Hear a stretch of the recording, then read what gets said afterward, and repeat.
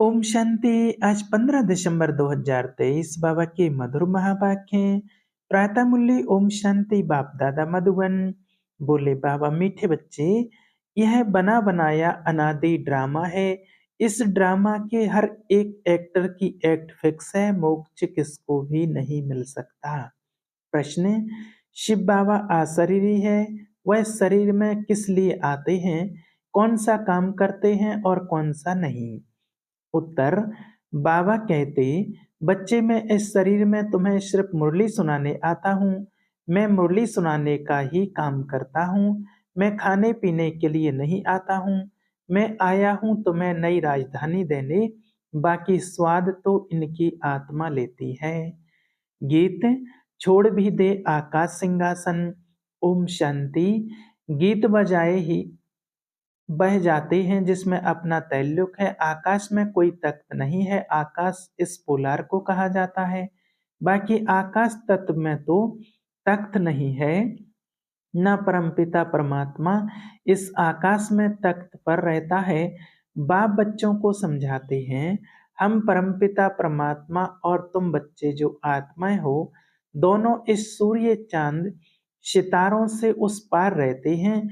उसको मूल वतन कहा जाता है। जैसे यहाँ आकाश में सूर्य चांद सितारे हैं, वैसे हूबहू झाड़ के मुआफिक मह तत्व में भी आत्माएं रहती हैं।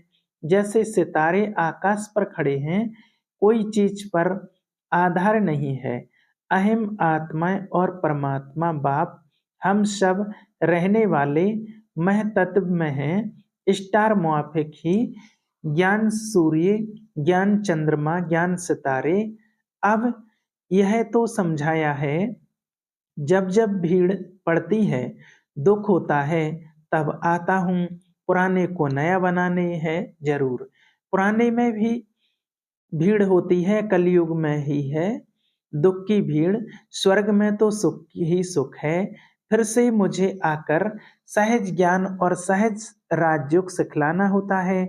सब बुलाते हैं कि आओ, कृष्ण के लिए नहीं कहते हैं कि सिंहासन छोड़कर आ जाओ। कृष्ण के लिए सिंहासन अक्षर शोभता नहीं, वह तो प्रिंस था ना। सिंहासन तब कहें जबकि राजगद्दी मिले। हाँ, छोटे बच्चे को बाप गोद में व बाजू में बैठा सकते हैं। तो बाप समझाते हैं, आत्माएं मूल वतन में स्टार मुआफिक हैं, फिर वहां से नंबरवार आती रहती हैं। दिखाते हैं ना स्टार कैसे गिरते हैं, वहां से भी आत्माएं आकर सीधा गर्भ में जाती हैं।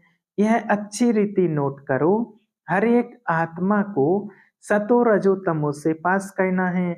जैसे पहले लक्ष्मी नारायण आएंगे तो उनको सतो रजो अवस्था से पास होते पुनर्जन्म लेते लेते फिर तमो प्रधान अवस्था को पाना ही है। हर एक का ऐसे है, वापिस जा नहीं सकते। इब्राहिम बुद्ध आते हैं, उनको ही सतो रजो तमो से पास करना है, पुनर्जन्म लेना पड़ता है। द्वापर में धर्म स्थापक आते हैं, वहां से पुनर्जन्म शुरू होता है, फिर तमो प्रधान बनना है। अब इनकी सदगति कौन करे, सदगति दाता तो एक ही शिव है।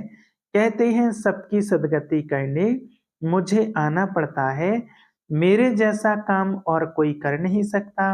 मैं देवी देवता धर्म भी स्थापन करता हूँ, तुमको राजयोग सिखा रहा हूँ। गति और सदगति दाता तो मैं हूँ। जब तुम प्योर बन जाते हो तो फिर मैं तुमको वापस ले जाता हूँ, तुम्हारी भी सदगति करता हूँ। तुम्हारे साथ जो अनेक धर्म वाले हैं, उन धर्म स्थापकों सहित सबका उद्धार करता हूँ। तुमको ज्ञान से श्रृंगार कर स्वर्ग के मालिक लक्ष्मी अथवा नारायण को वरने लायक बनाता हूँ। फिर तुमको वापस ले जाता हूँ, सबको पहले मुक्ति धाम भेज देता हूँ, सबका सदगति दाता भी हूँ। दूसरे धर्म स्थापक जो आते हैं वह सदगति नहीं करते, वह सिर्फ अपना धर्म स्थापन कर उनकी वृद्धि करने लग पड़ेंगे। जन्म अपने धर्म में पुनर्जन्म लेते सतो रजो तमो से पास करेंगे। अभी सब तमो प्रधान हैं, अब इनको पावन सतो प्रधान कौन बनाए। बाप खुद बैठ बच्चों को समझाते हैं। भगवान आकर सबकी सदगति भी करते हैं। भारत को स्वर्ग भी बनाते हैं। जीवन मुक्ति के लिए राजयोग सिखाते हैं। इसलिए बाप की इतनी महिमा है। गीता है सर्वशास्त्रमय शिरोमणि, परंतु कृष्ण का नाम लिख देने से भगवान को भूल गए हैं। भगवान तो सबका सदगति दाता है, इसलिए गीता सब धर्म वालों के लिए धर्मशास्त्र है। सबको इसे मानना पड़े। सदगति का शास्त्र और कोई है नहीं। सदगति देने वाला है ही एक, उनकी ही गीता है। तुम बच्चों को सदगति का ज्ञान दे रहे हैं। गीता में शिव का नाम होता तो सब धर्म वालों का यह शास्त्र होता। बाप सबको कहते हैं, अपने को आत्मा समझ मेरे साथ योग लगाओ तो विकर्म विनाश होंगे और तुम मेरे धाम आ जाएंगे। सब धर्म वालों की सदगति करने वाला भी मैं हूँ।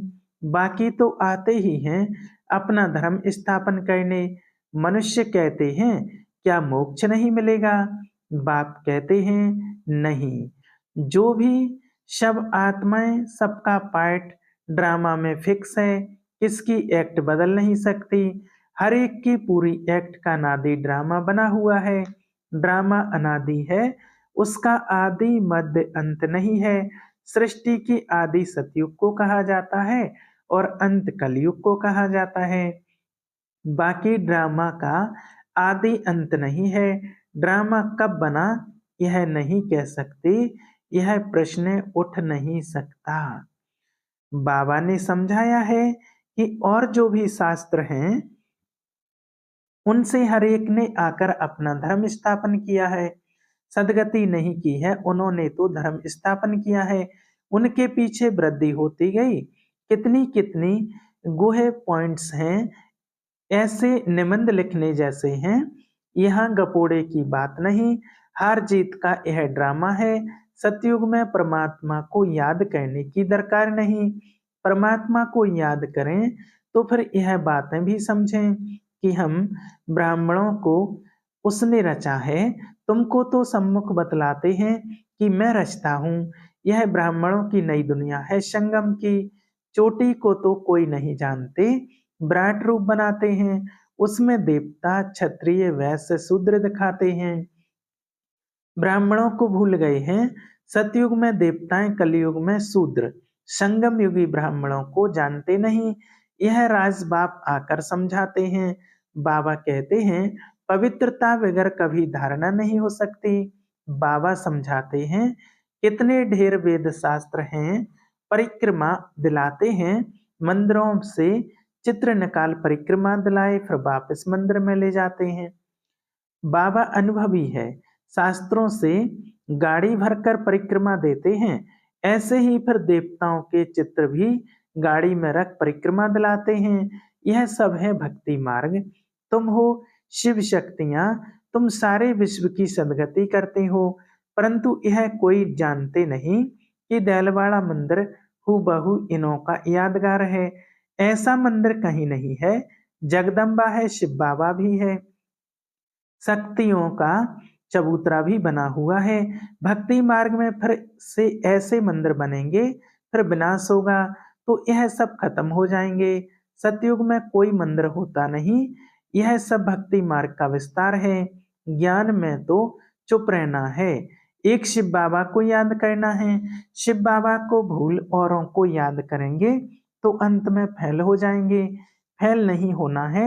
मनुष्य मरते हैं तो उनको कहते हैं राम राम कहो, परंतु ऐसे याद आता नहीं है। फिर भी गाया जाता है अंतकाल जो नारायण सिमरे। बात अभी की है, भंबोर को आग तो लगनी है। अंतकाल जो नारायण सिमरे, बरोबर अब तुम समझते हो हम नारायण व लक्ष्मी को वरेंगे, स्वर्ग के लिए तैयार हो रहे हो। बाबा बगैर यह ज्ञान कोई दे नहीं सकते। यह बाबा भी कहते हैं कि अब हमको शिव बाबा ने बताया है। इनको शक्ति सेना व पांडव सेना कहा जाता है। पांडव नाम है महारथियों पर, शक्तियों की फिर शेर पर सवारी दिखाते हैं।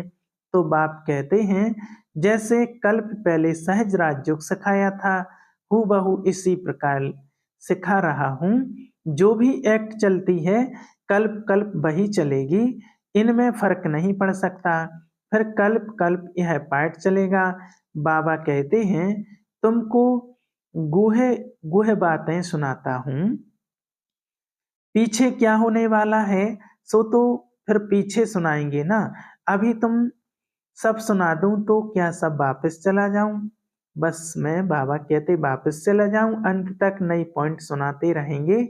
हम गीता की महिमा बहुत करते हैं, परंतु उस गीता व महाभारत में तो हिंसक लड़ाई आदि दिखा दी है। अब लड़ाई तो है नहीं, तुम्हारी तो है योग बल की बात। अहिंसा का अर्थ कोई भी नहीं जानते, सिर्फ स्त्री को नरक का द्वार कह दिया है। वास्तव में नरक का द्वार तो दोनों हैं। अब उनको फिर स्वर्ग का द्वार कौन बनाए? वह तो भगवान की ही ताकत है। यह गीत बाबा ने बनवाए हैं, फिर बनाने वालों ने कोई ने ठीक बनाया, कोई ने रॉन्ग बनाया, मिक्स कर दिया है। रात के राही थक मत जाना, ऐसे ऐसे गीत मैंने बनवाए हैं। तो यहाँ की बातें और हैं, गौशाला भी है, वनवास भी है, परंतु अर्थ नहीं समझते हैं। हमने किसको भगाया? क्या किसको कभी कहा था कि कराची में चले आना? पूछो इन शक्तियों से। यह ड्रामा में पार्ट था, जिन पर सितम हुए तो चले आए। तो राइट क्या है वह बाप बैठ बतलाते हैं। शास्त्रों में तो जो लिखा है वह है भक्ति मार्ग, उनसे तो मरे से मिल नहीं सकते, मेरे पास आ नहीं सकते, मुझे तो गाइड बन यहाँ आना पड़ता है। कहते हैं ऐसा तन क्यों नहीं लिया जो गृहस्थी ना हो?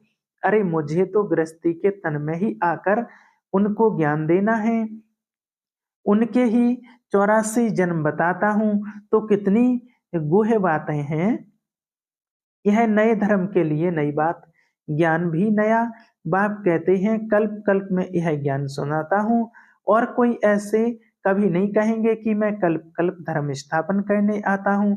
लक्ष्मी नारायण दोनों नहीं कहेंगे कि हम फिर से रजाई करने आए हैं। वहां यह ज्ञान ही प्राय लोप हो जाता है।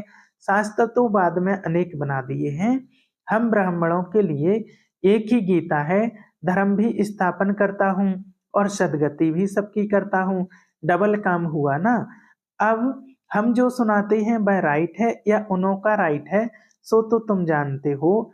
मैं कौन हूँ? मैं ट्रुथ हूँ। मैं कोई वेद शास्त्र नहीं सुनाता हूँ।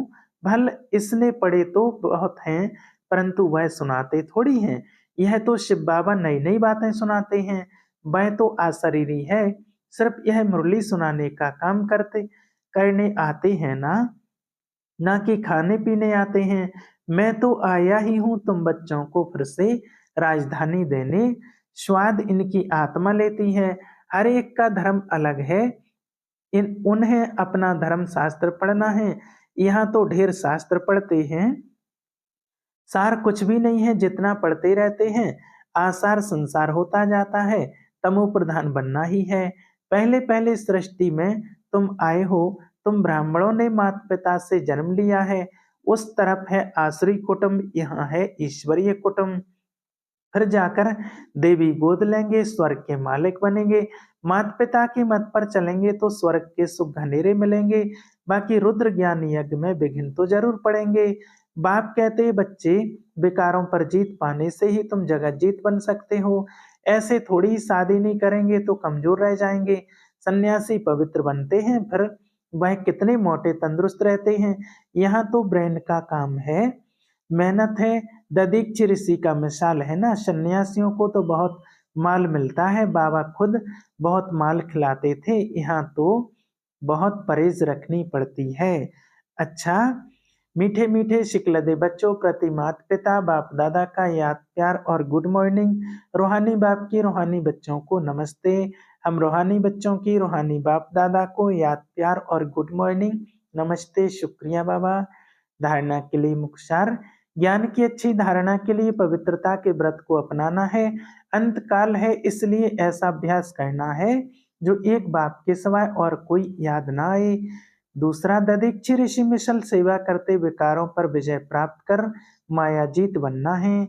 वरदान, समय की रफ्तार प्रमाण सर्व प्राप्तियों से भरपूर रहे, मायाजीत बनने वाले, तीव्र पुरुषार्थी भव। बाप दादा ने जो भी प्राप्तियां कराई हैं उन सब प्राप्तियों को स्वयं में जमा कर भरपूर रहो, कोई भी कमी ना रहे। जहाँ भरपूरता में कमी है वहाँ माया हिलाती है, मायाजीत बनने का सहज साधन है सदा प्राप्तियों से भरपूर रहना, कोई एक भी प्राप्ति से वंचित नहीं रहो, सर्व प्राप्ति हो। समय की रफ्तार प्रमाण कोई भी समय कुछ भी हो सकता है, इसलिए तीव्र पुरुषार्थी बन, अभी से भरपूर बनो, अब नहीं तो कभी नहीं। स्लोगन: सत्यता और निर्भयता की शक्ति साथ हो तो कोई भी कारण हिला नहीं सकता। अच्छा, ओम शांति।